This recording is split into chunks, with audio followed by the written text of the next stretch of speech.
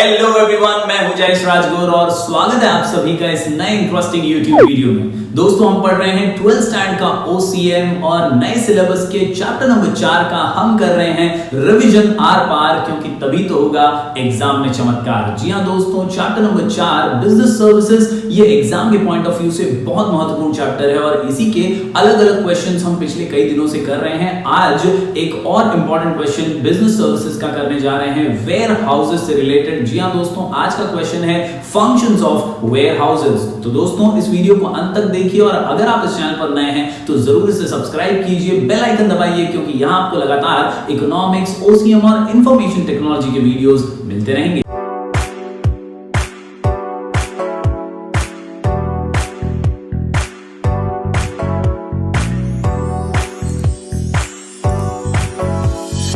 जब बात आती है वेयर हाउसेज की तो याद रखिए, warehouses are establishment for storage and accumulation. Storage and accumulation दो शब्दों का खेल है। दो शब्दों से आप वेयर हाउसेज को याद रख सकते हैं। बहुत ही सिंपल उनका काम है वेयर हाउसेज का, गुड्स और सर्विसेज को स्टोर करना, एक्यूमुलेट करके रखना। तो ये दो शब्द बहुत ही महत्वपूर्ण, storage and accumulation, storage and accumulation, storage and accumulation. तो दोस्तों, वेयर हाउसेज क्या है? तो they are nothing but an establishment for storage and accumulation of goods। जी हां दोस्तों, आज हम पढ़ने जा रहे हैं functions of warehouses। दोस्तों, हमारी आईएमपी क्वेश्चन की प्लेलिस्ट में जाइए। जी हां दोस्तों, चैनल की प्लेलिस्ट सेक्शन में जाइए, वहां आपको इंपॉर्टेंट क्वेश्चंस मिलेंगे ओसीएम के और इस चैप्टर के। तो सभी सीक्वेंस के अंदर आपको मिल जाएंगे। सभी के शॉर्ट कोड्स का एक मस्त से लिखकर एक कलेक्शन बना लीजिए और वहां से लिखकर अगर आप प्रैक्टिस करेंगे तो डेफिनेटली एग्जाम में अच्छे मार्क्स स्कोर कर पाएंगे। आज का शॉर्ट कोड भी है बड़ा मजेदार, जो कर देगा आपका काम काफी आसान।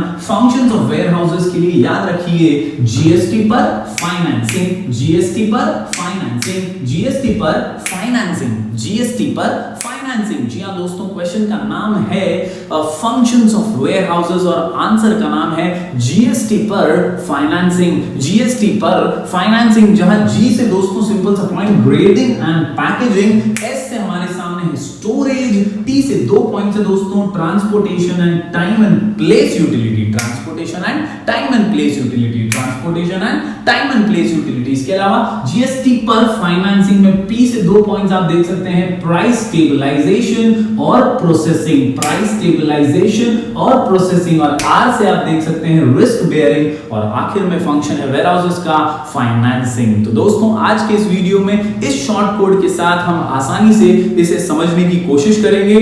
जीएसटी पर फाइनेंसिंग, चलिए एक एक पॉइंट को बारीकी से समझ लेते हैं।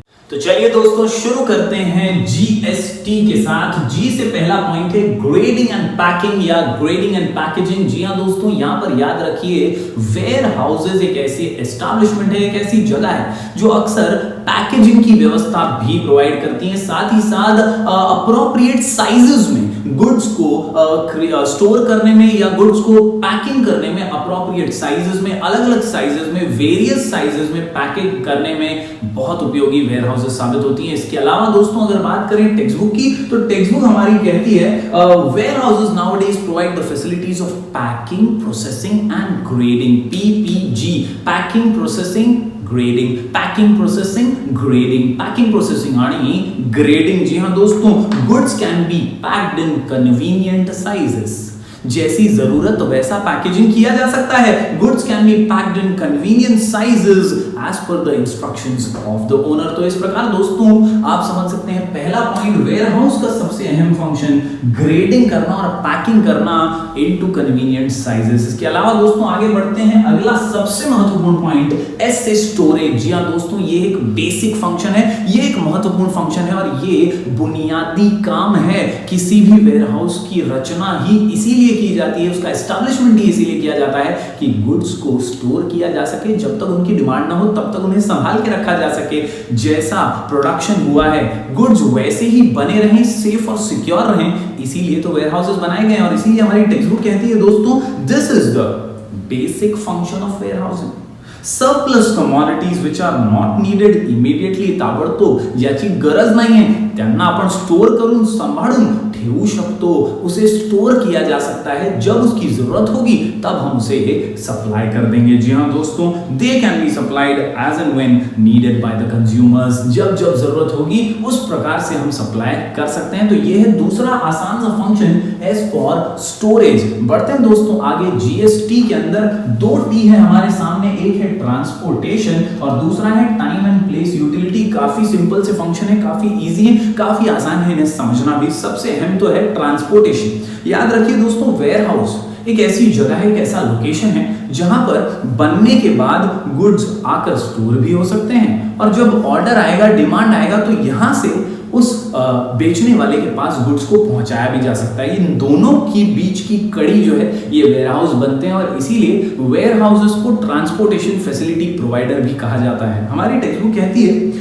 Where houses can provide transportation facility to bulk depositors, यानी बल्क में जो फैक्ट्रीज है वहां से सामान आता है, वेयर हाउसेस में स्टोर किया जा सकता है। इसके अलावा याद रखिए, it collects good from the place of production, collect from the place of production and also sends the goods to the place of delivery on the request of the owner। तो इस प्रकार ट्रांसपोर्टेशन की facility हमें ware house दे देते हैं। आखिरी में अगर बात करें टी से दूसरे पॉइंट की, तो यह है टाइम एंड प्लेस यूटिलिटी, यानी दोनों तरीके की सहूलियत यहां पर वेयर हाउस प्रोवाइड करते हैं। जब तक गुड्स की जरूरत नहीं है तब तक उस गुड्स को संभाल के रखा जा सकता है।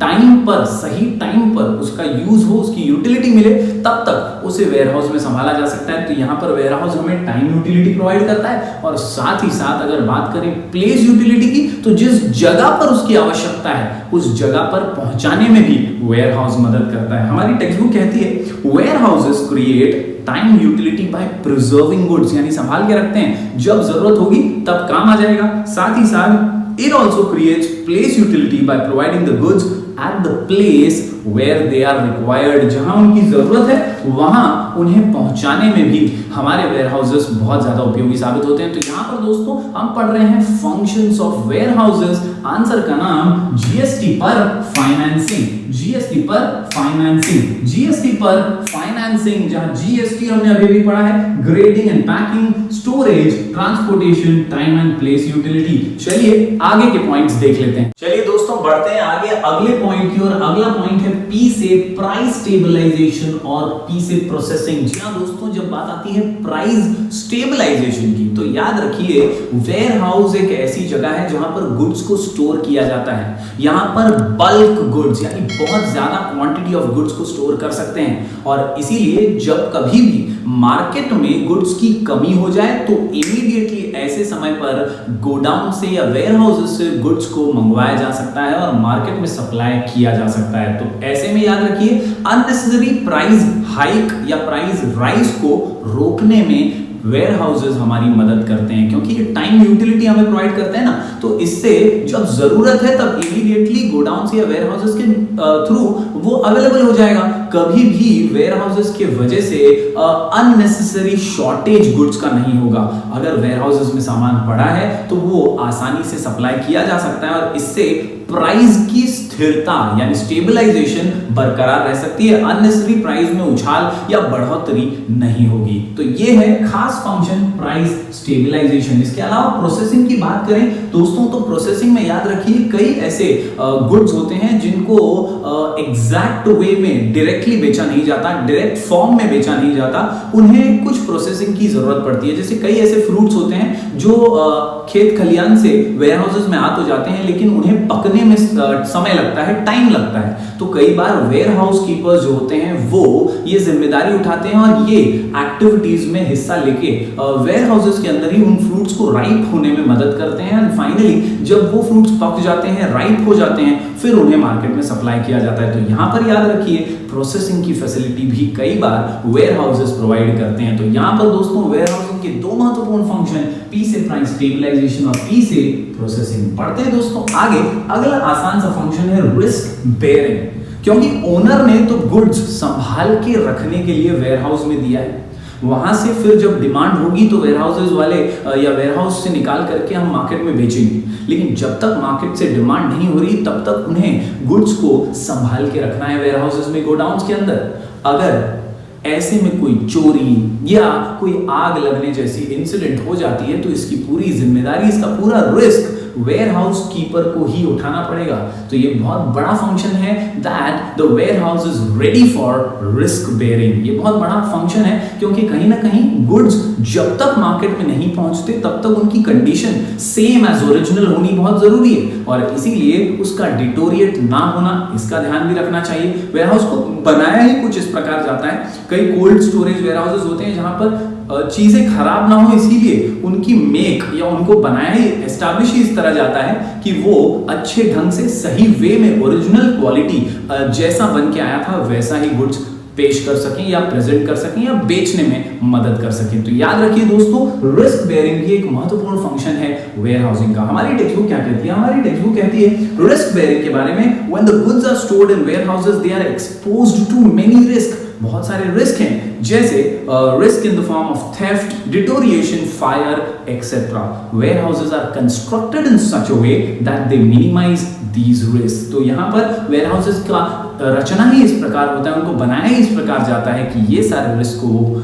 बचा सकें, प्रोटेक्ट कर सकें इन रिस्क से सभी गुड्स को। तो उम्मीद करता हूं दोस्तों ये पॉइंट्स भी आप समझ पाए होंगे। जीएसटी पर फाइनेंसिंग, यहाँ पर पी से प्राइस स्टेबलाइजेशन, पी से प्रोसेसिंग और आर से रिस्क बेयरिंग। चलिए बढ़ते हैं अब आखिरी पॉइंट की ओर। दोस्तों जब बात करते हैं फाइनेंसिंग की तो याद रखिए लोन्स वगैरह लेना। जी हाँ दोस्तों, कई बार जो गुड्स हमने वेयर हाउस में स्टोर करके रखे हैं ना, उनके बदले में भी आप लोन्स ले सकते हैं, आप फाइनेंस मार्केट से ले सकते हैं क्योंकि गुड्स जो हैं वो भी तो बहुत इंपॉर्टेंट है और वो भी बहुत ज्यादा उपयोगी साबित होते हैं बिजनेसमैन के लिए। तो बिजनेसमैन के बिजनेस ऑपरेशंस को रन करने के लिए कई बार वेयर हाउस कीपर या बिजनेसमैन खुद या ओनर खुद ऐसे गुड्स और सर्विसेज के ऊपर लोन मार्केट से या बिजनेस इंस्टीट्यूशन से या फाइनेंशियल इंस्टीट्यूशन से लोन ले लेते हैं। तो इसी को कहते हैं financing function of warehouses. जी हाँ दोस्तों, कुल मिलाकर के 8 पॉइंट का ये answer functions of warehouses काफी आसानी से हमने यहां पर पढ़ लिया है। जीएसटी पर फाइनेंसिंग, जीएसटी पर फाइनेंसिंग, जीएसटी पर फाइनेंसिंग, जहां जी से हमने देखा ग्रेडिंग एंड पैकिंग, एस से स्टोरेज, टी से 2 points transportation, time and place utilities के अलावा पी से प्राइस स्टेबलाइजेशन और प्रोसेसिंग, आर से रिस्क बेयरिंग और आखिर में एफ से फाइनेंसिंग। उम्मीद करता हूं दोस्तों ये आंसर आप आसानी से लिखकर प्रैक्टिस करेंगे, इस वीडियो को ज्यादा से ज्यादा शेयर करेंगे और दोस्तों अगर आप इस चैनल पर नए हैं तो जरूर प्लेलिस्ट में जाइएगा। आईएमपी क्वेश्चन की प्लेलिस्ट आपका इंतजार कर रही है, लिखकर आंसर्स की जरूर प्रैक्टिस कीजिए और हम मिलेंगे फिर एक बार कुछ और नए वीडियोस के साथ। तब तक के लिए do like, share and subscribe.